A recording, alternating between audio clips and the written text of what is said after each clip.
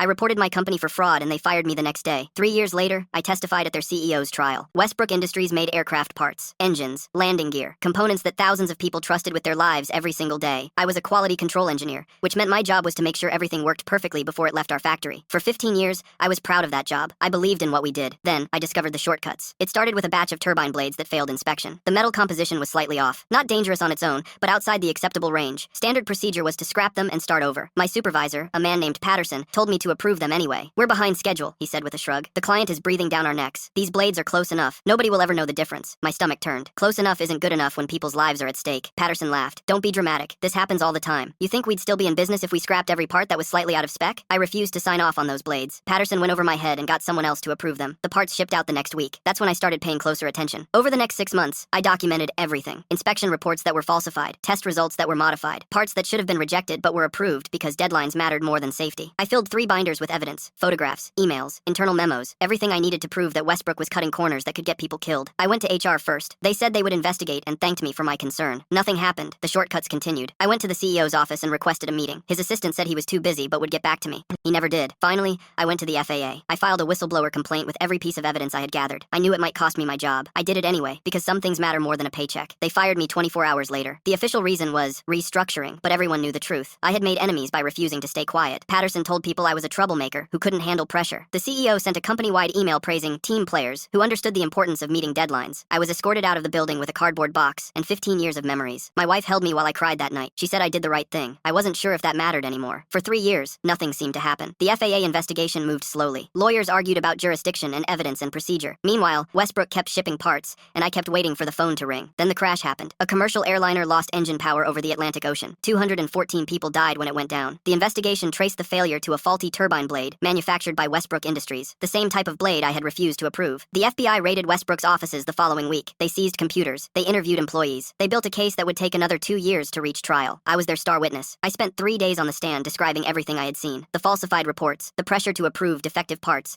the culture of silence that punished anyone who spoke up. I looked the CEO in the eyes and told the jury exactly what kind of company he was running. He couldn't look back at me. He just stared at the table like a child caught stealing. The CEO got 20 years in federal prison. Patterson got 12. 6 other executives received various sentences. Westbrook Industries was fined $400 million and eventually went bankrupt. It didn't bring back the 214 people who died on that plane. Nothing could ever do that. But it stopped Westbrook from killing anyone else. The whistleblower settlement gave me enough money to never work again. I donated most of it to a scholarship fund for engineering students who want to learn about ethics in manufacturing. Last year, a young engineer called to thank me. She had read about my case in school. She said it inspired her to speak up when her company was cutting corners. "Weren't you scared?" she asked. "Terrified," I said. "But I was more scared of staying quiet." She got it. I could hear it in her voice. That's the only legacy that matters now.